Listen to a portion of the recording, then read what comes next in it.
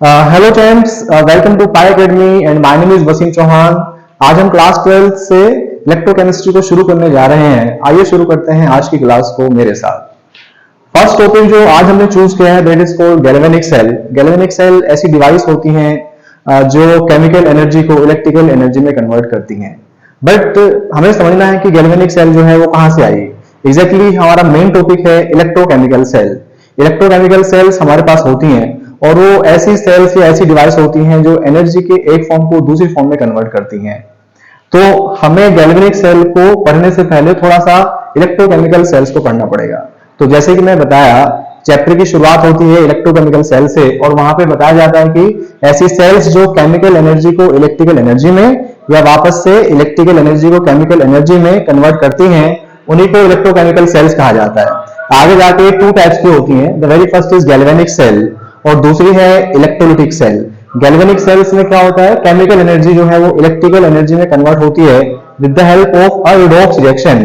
और ये जो है रिडॉक्स रिएक्शन है वो स्पॉन्टेनियस है नेचर में, यानी खुद से होती है, और इनडायरेक्ट भी है। इनडायरेक्ट रिडॉक्स रिएक्शन वो होती है जो सेम कंटेनर में, यानी ऑक्सीडेशन और रिडक्शन अगर सेम कंटेनर में हो रहा है तभी हम उस रिडॉक्स रिएक्शन को कहते हैं जो नेचर में इनडायरेक्ट है।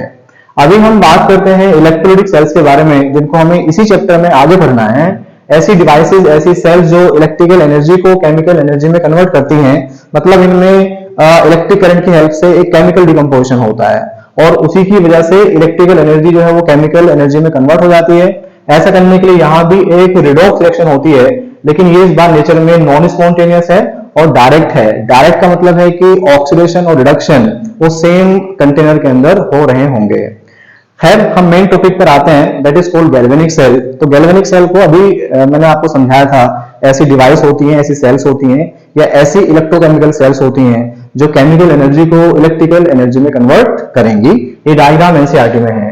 अभी हम पहले कंस्ट्रक्शन की बात करते हैं। तो कंस्ट्रक्शन में क्या है कि it has two half cells. आप इस डायग्राम को अगर ढंग से ऑब्जर्व करोगे तो यहाँ पर दो हाफ सेल्स हैं। इसको कहा जाता है लेफ्ट हाफ सेल और ये जो यहाँ पर ड्रॉ है इसको कहा जाता है राइट हाफ सेल। सो मैं लिख चुका है यहाँ पर कि it has two half cells, left half cell and right half cell. फिर होगा क्या कि ये जो दो कंटेनर हैं इनके अंदर हम इलेक्ट्रोलाइटिक सॉल्यूशंस को फिल करते हैं, जो कि किसी मेटल का सोल्ट हो सकता है एक्वस फॉर्म में। और फिर यहाँ पर हम दो इलेक्ट्रोड्स को डिप करते हैं, एक एनोड का काम करेगा और एक कैथोड का काम करता है। और एक कंपोनेंट जो है यहाँ पर ये सोल्ट ब्रिज है, जो कि एक यू शेप की ट्यूब है। तो टोटल 4 कंपोनेंट्स यहाँ पर होते हैं और आई होप इनके नाम भी आपको याद ठीक से हो गए होंगे। अभी हमें हर एक को समझना है और अभी पढ़ते हैं कि गैल्वेनिक सेल कैसे काम करती है, वर्किंग क्या है। गैल्वेनिक सेल की वर्किंग जो है अगर हमें समझनी है तो गैल्वेनिक सेल्स के अंदर जो रिएक्शंस हो रही हैं उनको समझना पड़ेगा। तो यहाँ पर दो रिएक्शंस हैं, एक एनोड पर है और एक कैथोड पर है।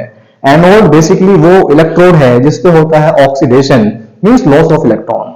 सो एग्जैक्टली क्या होगा कि अगर ये गैल्वेनिक सेल में एक तरह की डेनियल सेल ले रहा हूं, डेनियल सेल में क्या होता है कि एनोड बना होता है जिंक का और कैथोड बना होता है कॉपर का। तो हम समझेंगे कि लेफ्ट हाफ सेल में क्या रिएक्शन हो रही है। तो एग्जैक्टली क्या होगा कि ये जिंक की बनी है, तो यहां से जिंक के एटम आएंगे और जिंक के आयन में कन्वर्ट हो जाएंगे बाय डोनेटिंग 2 इलेक्ट्रॉन। मतलब जिंक का हो गया है ऑक्सीडेशन। ऑक्सीडेशन का मतलब आपको पता होता है कि that is called loss of electron, ठीक है। और ये इलेक्ट्रॉन जो बाकी यहाँ पे इसने लूज किए हैं वो एनोड पर ही रह जाएंगे, एनोड पर हो जाएंगे एक्यूमुलेट। फिर एक रिएक्शन यहाँ पर जो है कैथोड पर होगी। ये इलेक्ट्रॉन जो है वो एनोड से कैथोड की तरफ को ट्रेवल करके कैथोड तक आ जाते हैं। फिर यहाँ पे क्या होगा कि जो CuSO4 का एक्वस सॉल्यूशन आपने लिया था वहां से Cu2+ के आयंस आएंगे और इन इलेक्ट्रॉन्स को वो कैथोड पर आकर गेन कर लेंगे, यानी कॉपर के आयंस का हो जाएगा रिडक्शन। रिडक्शन का मतलब आपको पता होता है, that is called gain of electron.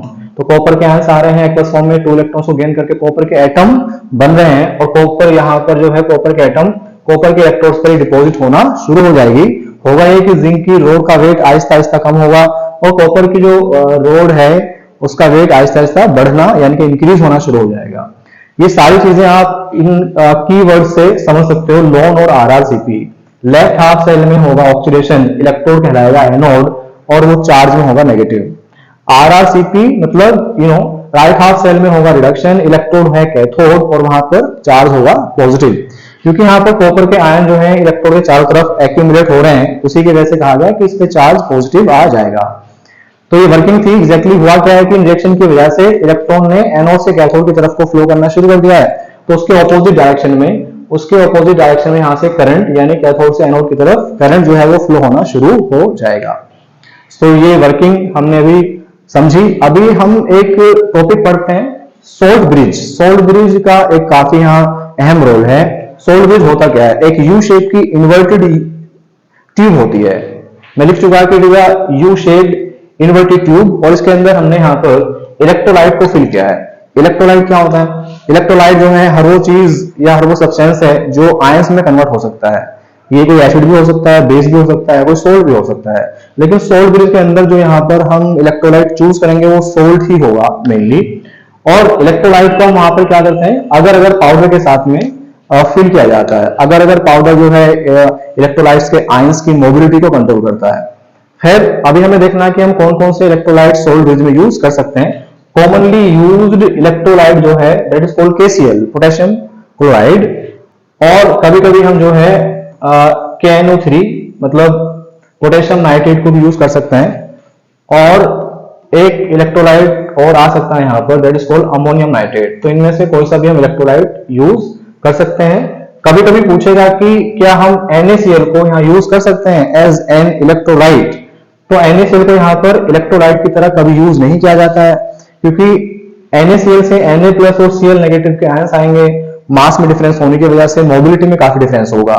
Means हमें वो आयन लेना होता है जिसके मास में ज्यादा डिफरेंस ना हो और मोबिलिटी जो है वो लगभग सेम हो। अच्छा, KCl को हम कब यूज नहीं करते? KCl is not used when, अगर वो कंटेनर हमारे पास में है, ये लेफ्ट हाफ सेल था, राइट हाफ सेल था, यहाँ पर कुछ आयंस आपको मिलेंगे। अगर कोई भी एक आयन आपको वहां पर लेड का मिल पा रहा है, अगर Pb2 प्लस का आयन है या फिर Hg2 2 प्लस के आयंस वहां पर हैं, तो तब हम KCl को यूज नहीं करते हैं। रीजन बीइंग के Pb2 प्लस के आयन से यहां से Cl नेगेटिव के आयंस आकर कंबाइन करेंगे और PbCl2 एक इनसॉल्युबल प्रेसिपिटेट को फॉर्म करेंगे जो कि नीचे बैठ सकता है और वहां पर रिएक्शन रुक जाएगी या फिर जो सेल है वो उससे वो कोरोड हो सकती है। ओके, अभी हमें समझना है कि सोल्ट ब्रिज के फंक्शंस क्या हैं। 3 फंक्शंस होते हैं कि सोल्ट ब्रिज क्या काम करता है कि जो दोनों हाफ सेल्स हैं उनकी इलेक्ट्रिकल न्यूट्रलिटी को मेंटेन करता है। क्या मतलब है इस बात का? जब डिफरेंट हाफ सेल्स की रिएक्शन स्टार्ट नहीं होती हैं तो हर एक हाफ सेल में जितना पॉजिटिव चार्ज है उतना ही नेगेटिव चार्ज है। Zn2 प्लस के आयन जितने होंगे उतने ही सल्फेट के आयंस होंगे, यानी पॉजिटिव चार्ज और नेगेटिव चार्ज आपस में इक्वल हो गया है। तो लेकिन जैसे आपने यहाँ रोड को डिक किया तो यहाँ पे Zn2 प्लस के आयंस बढ़ जाएंगे, उनकी कॉन्सेंट्रेशन बढ़ जाएगी, तो सॉल्यूशन का जो नेट चार्ज है लेफ्ट हाफ सेल में वो पॉजिटिव हो जाएगा। और यहाँ से इलेक्ट्रॉन थे, इलेक्ट्रॉन जो है वो ट्रेवल कर रहे हैं बाहर की तरफ, तो इलेक्ट्रॉन्स का आउटवर्ड फ्लो रुक जाएगा क्योंकि अब यहाँ पर एक फोर्स ऑफ अट्रैक्शन एग्जिस्ट करेगा। ठीक है। और इधर क्या है कि यहाँ पर कॉपर के आयंस कम हो रहे हैं रिडक्शन की वजह से, तो सल्फेट के आयन जो हैं उनकी वजह से जो राइट हाफ सेल है वहां पर नेगेटिव चार्ज आ जाएगा नेट, और इलेक्ट्रॉन जो यहाँ से अंदर आने की कोशिश कर रहे हैं तो वो उनका इनवर्ड फ्लो वो रुक जाएगा। तो एक तरह से सेल जो है वो काम करना बंद कर देती है। तो इसी चीज को अवॉइड करने के लिए हम वहां पर एक यू शेप की इन्वर्टेड ट्यूब यूज करते हैं that is called salt bridge. Salt bridge का काम क्या होगा कि जैसे अभी हमने देखा था कि यहाँ पर क्या था, पॉजिटिव चार्ज आ गया है, तो यहाँ सोल्ट ब्रिज में जो इलेक्ट्रोलाइट है उसका नेगेटिव आयन ऐसे आएगा और यहाँ पे जो नेट पॉजिटिव चार्ज ज्यादा आ गया था उसको न्यूट्रलाइज करने की कोशिश करता है, और वैसे यहाँ पर जो नेगेटिव चार्ज था इधर से पॉजिटिव आयन आएंगे तो उसको यहाँ से वो न्यूट्रलाइज कर देंगे। ओके, सो फंक्शन में लिख चुका है यहाँ पर कि it maintains the electrical neutrality. दूसरा फंक्शन है कि जो सर्किट है, पाथ है, उसको पूरा कंप्लीट किया जाता है। इलेक्ट्रॉन का फ्लो रुक गया था यानी जो सर्किट ब्रेक हो गया है, तो अब क्या होगा कि जब इलेक्ट्रिकल न्यूट्रलिटी मेंटेन हो जाएगी, इलेक्ट्रॉन दोबारा से फ्लो होना शुरू हो जाएंगे, तो सर्किट पूरा कंप्लीट हो जाएगा। बाहर की तरफ इलेक्ट्रॉन फ्लो हो रहे हैं और अंदर की तरफ यहाँ पर क्योंकि आयंस फ्लो हो रहे हैं तो ये पाथ आपका पूरा हो गया है ना। और थर्ड जो फंक्शन है that is minimise, it minimises the liquid junction potential. क्या मतलब है इस बात का? मीनिंग ये है कि ये हमारे पास में सेल होती है और यहाँ पर जो पॉजिटिव चार्ज आता है वो इस मेम्ब्रेन के इधर इकट्ठा हो जाता है और नेगेटिव चार्ज यहाँ पर इकट्ठा हो जाता है।